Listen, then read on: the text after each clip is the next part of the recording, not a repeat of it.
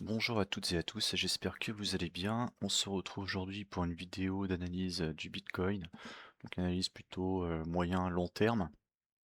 Donc effectivement BTC, on est un petit peu à la croisée des chemins, même si je pense savoir ce qui devrait se passer dans les prochaines semaines. Évidemment, encore une fois, je suis pas parole d'évangile, donc ce sera à vous de faire vos propres recherches pour voilà, faire advenir vos conclusions.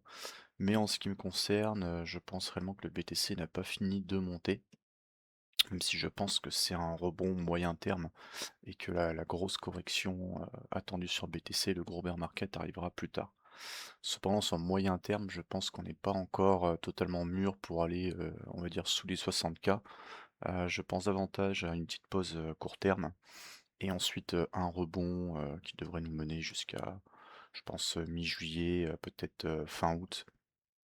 Fin juillet, plutôt fin août, ouais. Je dirais que ça va être plutôt la fenêtre de tir. Actuellement, on est plutôt dans une période de déclin qui devrait se poursuivre, je pense, jusqu'à fin juin, début juillet et ensuite on devrait avoir, du coup une deuxième jambe haussière, en tout cas, je dirais même une troisième si on prend en compte la première jambe haussière qu'on a eue ici, suivie de la deuxième. À ce niveau-là, on pourrait en avoir une troisième, ce qui nous ferait une espèce de vague héliotiste en 5 temps, même si, c'est vrai que c'est pas la plus propre. Mais en tout cas, c'est ce à quoi je m'attends. Donc, au niveau de voilà, l'explication, de pourquoi on a dump, tout simplement, on était sur, un niveau, long terme, hein, retest, du range finalement, par rapport au low qu'on avait eu en avril 2025. Donc on l'avait cassé, là on reteste, et là on est en train de repasser en dessous. Donc on a une tentative finalement, ce qu'on peut appeler un faux, un breakout, hein, un fake out ici plutôt, donc on fait semblant de break la zone, puis on redescend. Donc c'est un peu ce qui est en train de se passer, même si je pense qu'à terme on devrait revisiter ce range. On a eu effectivement beaucoup de ventes aussi sur nos ETF. Donc on voyait que tout du long de la montée, ça avait été plutôt supporté. On avait une baisse de la volatilité à ce niveau-là. Et ensuite des inflows. Et à partir d'ici, donc j'avais voilà, dit aux membres du Discord du coup qu'il y avait la possibilité qu'on ait une correction du fait qu'on était sur un niveau technique intéressant pour de la prise de profit.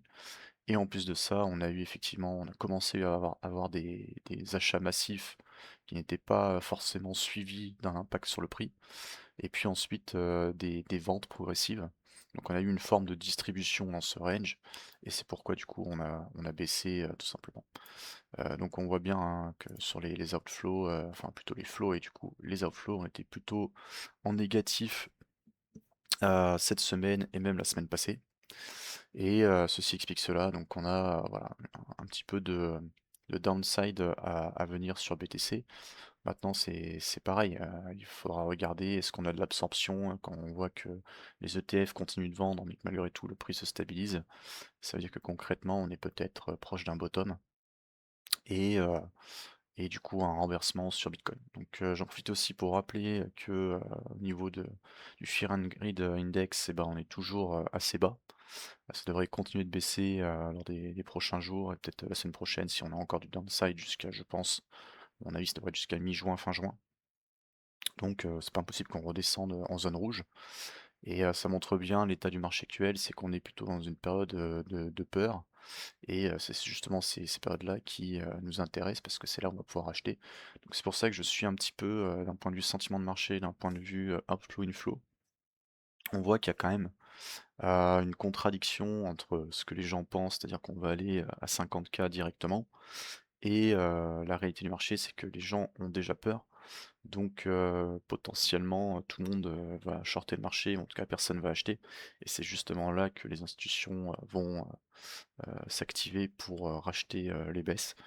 Donc c'est pour ça que d'un point de vue, voilà, sentiment de marché, d'un point de vue macro, je pense qu'on a encore un petit peu d'upside. Malgré tout, il faudra effectivement faire attention. Au niveau, voilà, des cycles, c'est pareil, on peut regarder rapidement. Donc on a un cycle long terme sur le Dixie qui est en train de se mettre en place progressivement. On voit qu'on est dans un canal ascendant, qu'on fait des plus hauts de plus en plus haut, des plus bas de plus en plus haut. Et donc la logique voudrait qu'on continue cette hausse, à moins qu'on break ce canal et qu'on parte à la baisse. Mais pour le moment, ce que je vois, c'est plutôt un dollar qui est en train de reprendre du poil de la bête.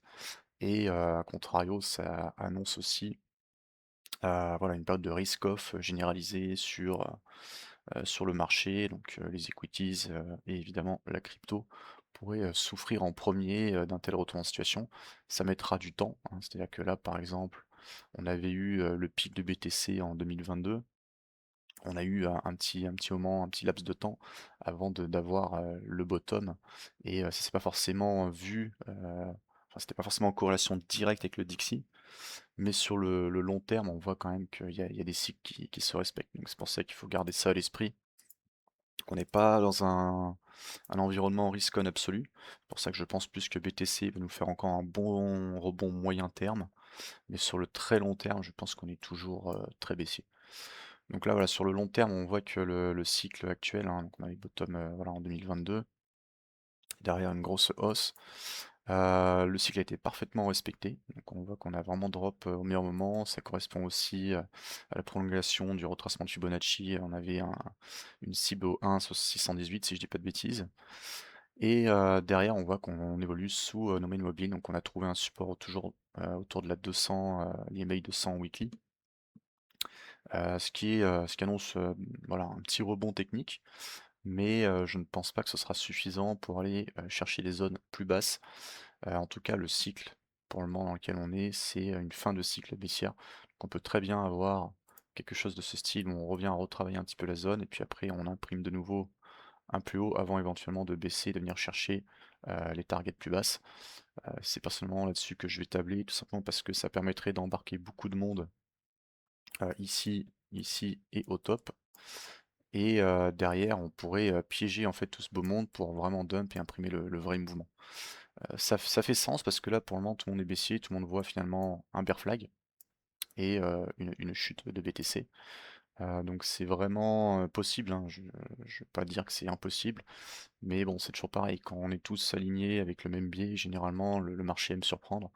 Donc il y a tout à fait la possibilité d'avoir un rebond, piéger un maximum de personnes en faisant croire que ça y est, on a un cycle en V-bottom et qu'on redémarre to the moon, et derrière un dump plus conséquent. Donc c'est ce à quoi je m'attends dans les prochaines semaines et prochains mois du coup, et ça nous amènerait à un cycle, je pense, un peu plus long. À mon avis, ce sera pas forcément fin 2026. Je pense qu'on pourrait avoir un bottom en 2027 sur BTC. Surtout si d'un point de vue macro, tout est aligné, c'est-à-dire qu'on a aussi une énorme crise financière, sachant que voilà, la TradFi est sur un bull run depuis des années maintenant, et qu'il y aura un moment un retour de bâton, auquel cas BTC ne devrait pas échapper, je dirais, à la règle, et on pourrait avoir effectivement une correction vraiment vraiment profonde et un bear market un peu plus prolongé que d'habitude. Sachant que voilà, la cyclicité de Bitcoin est vraiment très propre, mais il faut garder à l'esprit que c'était aussi, ça reste toujours valable, mais ce sera peut-être moins fort à l'avenir maintenant que d'une part les institutions sont de la partie avec les ETF, et d'autre part que la supply de BTC n'est plus aussi impactée par le halving, puisque maintenant 95% la supply est déjà émise, peut-être même un peu plus, je crois que c'est plus proche des 98%, quelque chose comme ça, mais donc ça pour dire que le halving aura un impact plus psychologique que réel en termes de supply. Et je m'attends pas à ce que le cycle soit respecté on va dire de la même manière qu'il a été respecté jusqu'ici, quoi. Après, ça reste quand même voilà, quelque chose qu'il faut garder à l'esprit. Tant que c'est pas invalidé, il faut le garder à l'esprit et le trader comme tel.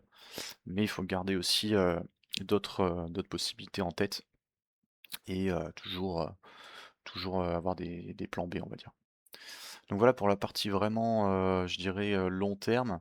Maintenant, si on regarde, sur le moyen terme sur BTC, donc, on a, plusieurs zones, je pense, qui vont être, intéressantes.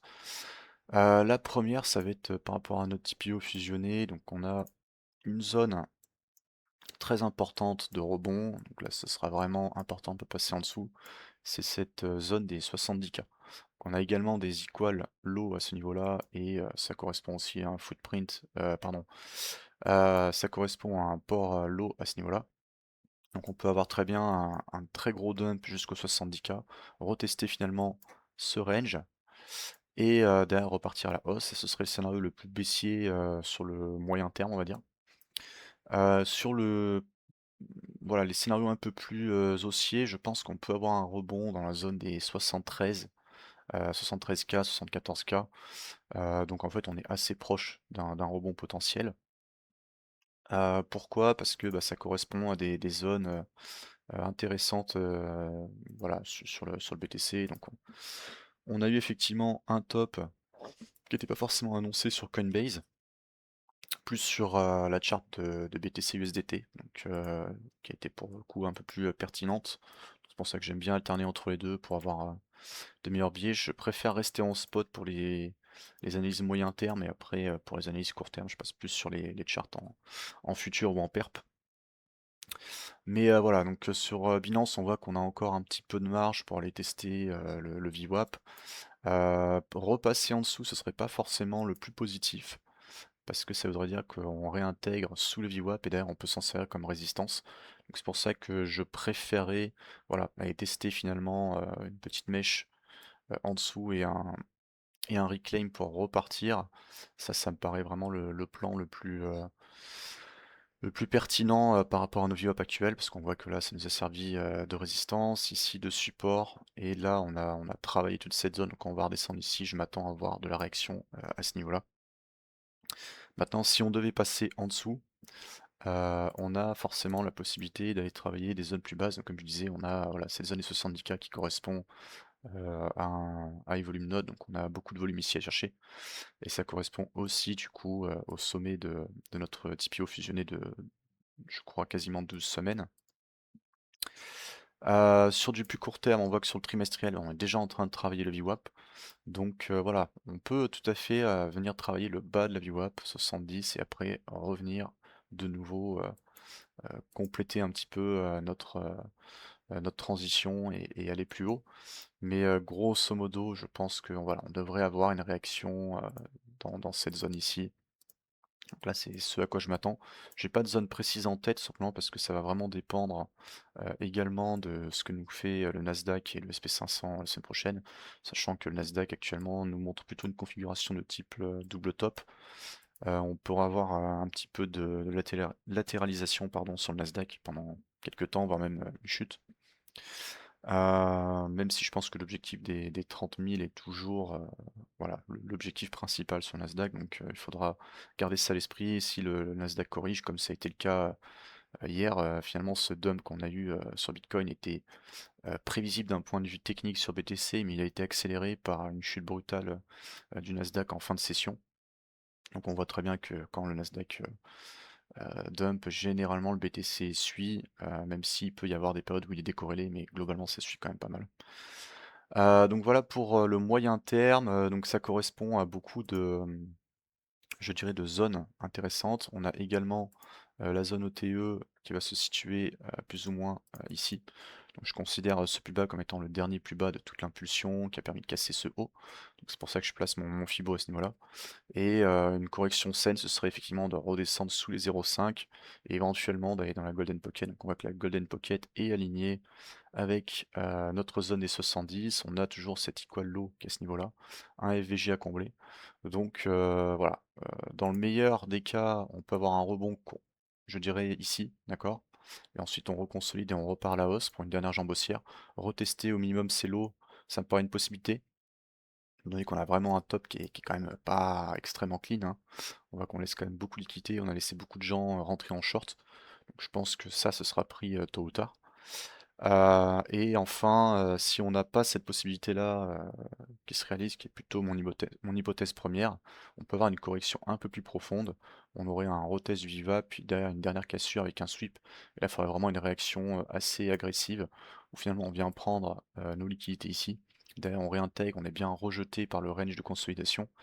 Et là, il y aura des possibilités de se placer, en longue sur un retest, s'il y en a un, pour aller jouer, du coup, les plus hauts.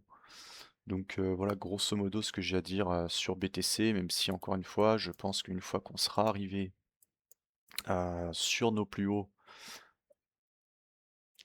à ce niveau-là, je pense que là, on aura, potentiellement des possibilités de gros dump, parce qu'on n'a toujours pas vraiment travaillé cette zone de POC, qui correspond à la consolidation qu'on a eue ici.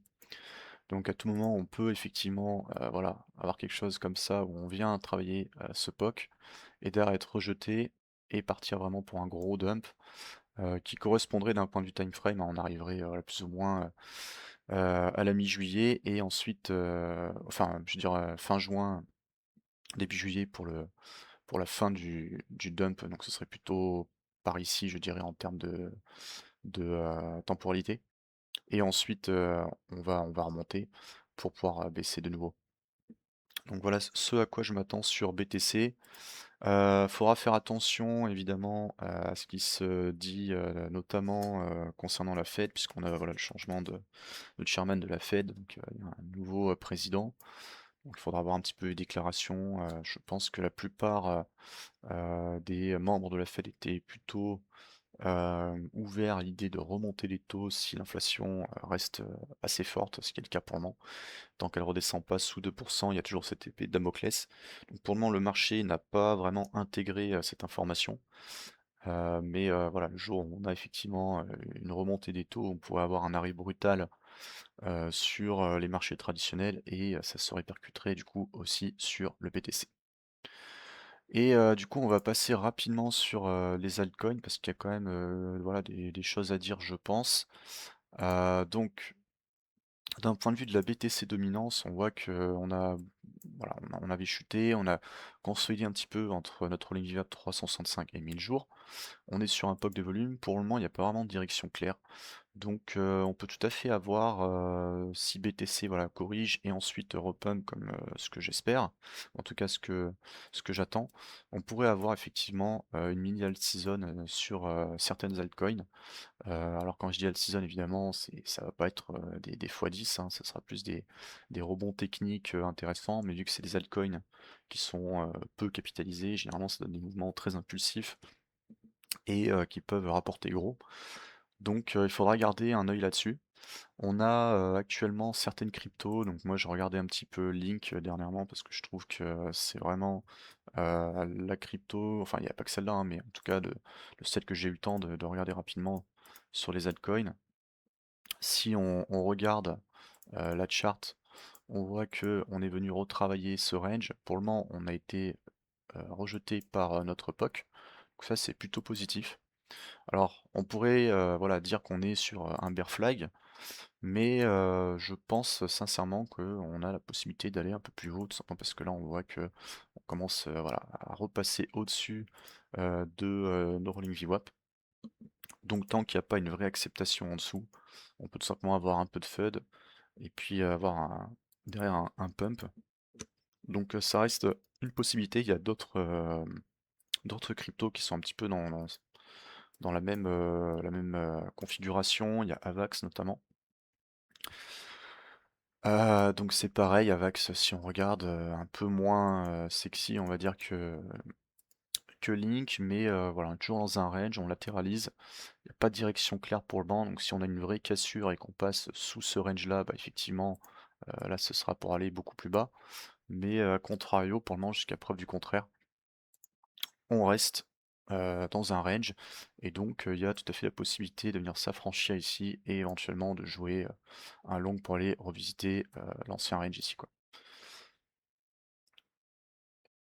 Si vous voulez tout simplement checker après les cryptos, il y a une possibilité très simple hein, de le faire, c'est de regarder rapidement la corrélation avec BTC. Donc vous pouvez tout simplement faire quelque chose comme ça. Hop,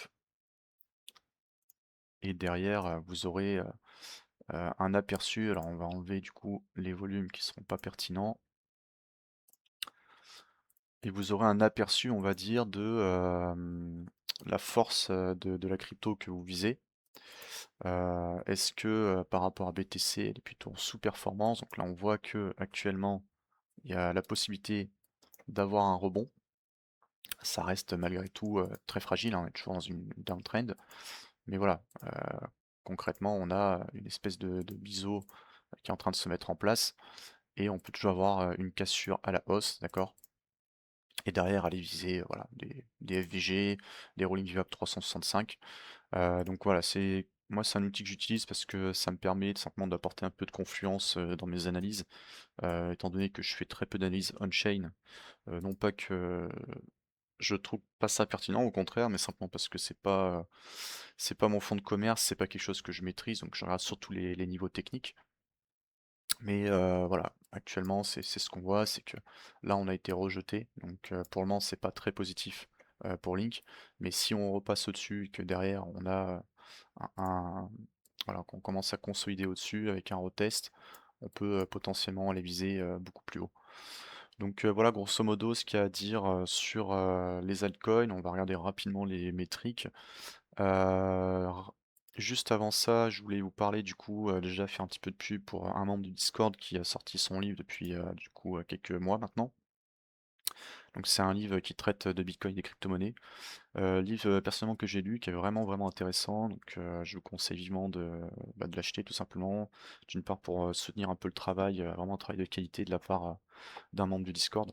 Et ensuite, simplement pour vous former si jamais, voilà, vous avez, encore des interrogations sur, le monde de la blockchain. Bah, ce livre, je trouve vraiment, résume, parfaitement bien, les principes, de la blockchain et les grandes problématiques, liées à la finance centralisée aujourd'hui, auxquelles, Bitcoin et les crypto-monnaies essaient de répondre. Alors pas toutes les crypto-monnaies, mais, en tout cas Bitcoin, c'était un petit peu son but, à l'origine. Donc, voilà, je peux que vous, conseiller d'acheter ce livre. Et d'autre part aussi, si vous voulez, trader les cryptos, n'hésitez pas à passer par mon lien sur, MEX. Donc, vous avez la possibilité d'avoir moins 20 à vie sur vos frais, de trading, que ce soit en spot ou en futur. Et il y aura aussi également des airdrops, heu et la possibilité aussi d'avoir des bonus, pour trader jusqu'à 1 500 USDT, même s'il faut quand même bien charbonner pour les obtenir. Il y a au moins la possibilité d'avoir les 200 ou 300 premiers dollars de bonus, sans trop forcer. Donc n'hésitez pas si vous n'avez pas de compte, l'avantage de Nex, c'est que ça permet de trader beaucoup de cryptos qui sont pas listés sur Binance. Donc ça permet de les avoir avant que Binance les liste, parce que généralement quand Binance les liste, après, bah, c'est un peu terminé, quoi. Ça va être des pumps et des exit, liquidity. Donc si vous voulez plutôt en profiter avant, soit il faut être sur des DEX, soit il faut être sur des petites plateformes, comme Nex, qui permet justement de trader, des cryptos qui sont pas forcément encore connus et qui montent, fort, quoi. Donc voilà ce que j'avais à vous dire. Rapidement, on va revenir du coup sur les métriques. À savoir que on a, voilà, je pense, il faut toujours garder à l'esprit qu'on va avoir, ETH et Bitcoin à garder à l'esprit. Pourquoi? Parce que on est actuellement toujours dans un biseau, descendant sur ETH, mais on est en train de revisiter des zones intéressantes de volume.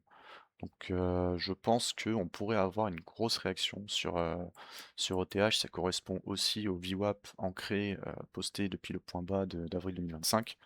On a eu une belle impulsion, pas suffisante évidemment, au vu de la force de BTC, mais je pense réellement qu'on peut avoir, voilà, une réaction, dans cette zone, hein, tout simplement, un peu plus bas, dans la zone de volume. Donc il faudra garder ça à l'esprit. Si ETH commence à pumper, généralement les autres altcoins suivent aussi, hein, c'est toujours pareil. Quand BTC perd un peu de terrain par rapport aux principales altcoins, derrière c'est tout le marché altcoin qui en profite et on a une rotation, même si généralement c'est très fugace. Mais c'est dans ces moments-là qu'il faut être, voilà, à l'affût. Euh, alors après, on a rapidement, le dollar qu'on a déjà vu.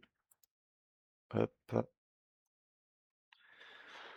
Le total crypto market cap, pour le moment, ça reste, je pense, globalement positif dans le sens où si on prend en compte le plus bas ici du FUD de... Alors je crois que c'était là où on avait le gros FUD des crypto-monnaies.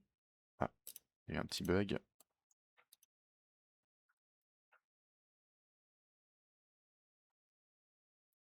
Alors, ce que je voulais vous montrer, je sais pas si je vais pouvoir. Ouais, alors c'est ça. Je vais voir si ça marche. Ok. Donc c'est ça que je voulais vous montrer, simplement que quand on place notre VWAP ici, on voit qu'on est en train de rebondir au-dessus de la bande inférieure. Donc ça, c'est très positif, sachant que notre VWAP est là. On peut très bien avoir au moins un pump jusqu'aux 234 000 milliards, et donc ça correspond à un POC de volume aussi. Donc c'est vrai que ça correspond, enfin ça ressemble à un bear flag, mais cependant on a une réaction qui est quand même assez saine avec un beau rejet. Donc je pense que c'est pas forcément encore fini pour les cryptos, au moins sur le court terme, moyen terme, même si évidemment sur je dirais le long terme, je pense pas qu'elles échapperont à la grosse correction à venir. On a également comme métrique intéressante du coup la market cap de l'USDT qui reste toujours haussière, donc effectivement on pourrait voir aussi que c'est plutôt des gens qui essaient de se dérisquer et qui encaissent leurs profits ou leurs pertes pour se mettre en USDT. Mais je pense aussi qu'on a tout simplement de l'inflow sur l'USDT depuis, voilà, depuis avril, hein. Donc là ça se tasse un petit peu, donc il faudra faire attention éventuellement à une petite baisse. La dominance de l'USDT, pour le moment, on est toujours dans une formation bear flag et je pense qu'on devrait avoir une résolution à la hausse. Même si, voilà, je pense toujours hein, que tant qu'on n'a pas dépassé les pics ici de juillet 2022, on n'aura pas de vrai rebond sur les altcoins. Mais en attendant, il faut voilà, garder à l'esprit qu'ici on est toujours dans un bear flag. Tant qu'on reste dans ce bear flag, on peut avoir un peu d'upside. Sinon, je pense qu'il faudra juste éviter de trader les cryptos à la hausse. Et après, je voulais simplement vous montrer cette charte intéressante. C'est la dominance du coup du total market cap des cryptos en excluant le top 10, donc Bitcoin, ETH et les principales cryptos. Et on voit qu'on est finalement dans un canal descendant, mais que on commence à avoir voilà, des volumes intéressants. On a aussi, donc si on baisse un petit peu en unité de temps, si on se met en daily, on voit qu'on commence à avoir des croisements de rolling VWAP avec la 365. Là, on est en train de passer au-dessus de la 365. Donc c'est quand même assez positif dans le sens où voilà, jusqu'ici ça servait essentiellement de résistance. Pour le moment, je pense qu'on est vraiment dans une latéralisation, on est en attente d'un déclenchement et je pense que ce déclenchement ce sera la prochaine jambe haussière de Bitcoin à venir. Donc c'est ça qu'il faut regarder à l'esprit, c'est à partir du moment où BTC va commencer à bottom, qu'on aura des opportunités sur certaines alts pour voilà, aller chercher, ça va pas chercher les 110 000, hein, mais je pense qu'un premier objectif, ce sera d'aller chercher effectivement cette poche de liquidité à ce niveau-là, où on a beaucoup de liquidités en attente hein, finalement. Alors évidemment là c'est le market cap total, donc ça n'a pas forcément de sens, mais ce que je veux dire c'est que ça sera un objectif, on va dire, sur cette charte en tout cas, quand on arrivera là, ce sera peut-être le moment de vendre, du moment en plus que ça coïncide avec notre ligne VWAP 1000 jours. Donc ça nous donnera une zone de TP, en tout cas pas forcément sur toutes les altcoins, mais je dirais sur le sentiment de marché général, quand on atteindra cette zone, je pense que ce sera le moment de commencer à regarder plutôt pour du short, quoi. Donc voilà globalement ce que je vais vous dire sur le marché. J'espère que l'analyse vous a plu. N'hésitez pas à laisser des petits commentaires et puis j'essaierai d'y répondre si vous avez des questions. Je rappelle qu'il y a toujours la possibilité de rejoindre le Discord public. Donc bon, ça se fait sur demande. On ne fait pas rentrer n'importe qui parce qu'à la base c'était une communauté privée. Donc par respect pour tous les membres et pour essayer de garantir une bonne ambiance sur le Discord, on essaie de filtrer un maximum les demandes. Mais voilà, si vous êtes motivé, que vous aimez bien partager, que vous avez voilà, des interrogations sur le marché crypto, n'hésitez pas. On a vraiment des membres de qualité sur le Discord qui sont dans la crypto et même la finance en général hein, depuis des années maintenant. Donc une grosse expérience à faire valoir. Et voilà, tout ce qu'on demande, c'est simplement de respecter un petit peu les règles de base et puis et de participer un minimum au Discord et à la vie du Discord. Voilà, je vous remercie pour votre écoute et puis je vous souhaite un très bon week-end prolongé. Je ferai peut-être une vidéo la semaine prochaine sur la deuxième partie du CVD. Et si je vois que ça bouge un peu sur BTC, éventuellement je ferai un petit point également sur Bitcoin. Voilà, voilà. Allez, bon week-end à tous. Ciao.